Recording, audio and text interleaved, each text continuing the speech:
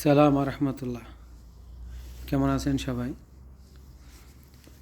কোনো রাষ্ট্র যদি বারবার ভুল করে সেই ভুলের মাসুল রাষ্ট্রের সকল জনগণকেই দিতে হয়। শরীফ ওসমান হাদি হত্যার পর বাংলাদেশের এই আন্দোলন সারা বিশ্বে ভিত নড়াই দিছে। আরবিয়ানরা, প্রত্যেকটা আরবিয়ান তারা নেট দেখে, সবাই ওরা তো সবসময় নেটে থাকে, এটার ব্যাপারে সচেতন। এখন আমেরিকা, লন্ডন, তারপরে আপনার অন্যান্য যেসব রাষ্ট্রগুলো আছে, কানাডা, অস্ট্রেলিয়া, ইন্ডিয়ান লোক ধরতেছে, হাত কড়া শিকল বন্দি করে দেশ থেকে বিতাড়িত করছে।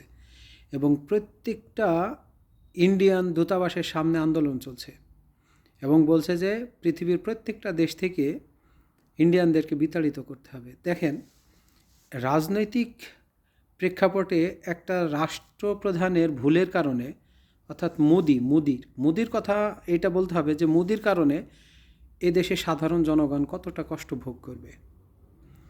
এই হাদি হত্যার পিছনে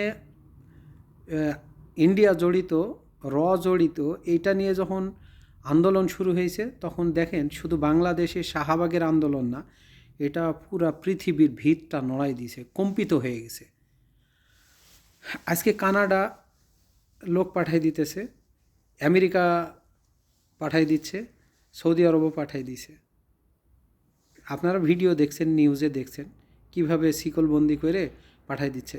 তো যারা নিরপরাধ ইন্ডিয়ায় বাড়ি, তাদেরকেও পাঠাই দেবে। তো এই যে একটা সরকারের কারণে, একটা সরকারের ভুলের কারণে সাধারণ জনগণকে কতটা ভোগান্তি পোয়াতে হয়।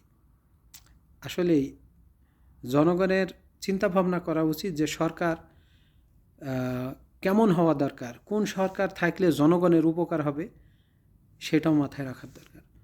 ধর্মীয় উগ্রতা, কোনো ধর্মেই এটা পছন্দ না। ধর্মীয় উগ্রতা এটা মাথায় রাখতে হবে, না হিন্দু, না মুসলমান, না খ্রিস্টান। এই যে হিন্দুরা বড়দিনের উপলক্ষে 25শে ডিসেম্বর ইন্ডিয়াতে যে তাণ্ডবটা চালিয়েছে, এইটা সারা বিশ্বের মিডিয়া দেখছে। আজ ইন্ডিয়াদেরকে চিহ্নিত করে ফেলছে সারা পৃথিবী। এবং ওসমান হাদির এই আন্দোলনের ভিত নড়াই দিছে, সারা পৃথিবীতে কম্পিত করছে। কি আশ্চর্য ব্যাপার! সাধারণ গাঁও গ্রামের একটা ছেলে, সাধারণ একদম, কেউ চিনত না, আজকে পুরা পৃথিবীতে ভিত নড়াই ফেলছে তাকে নিয়ে।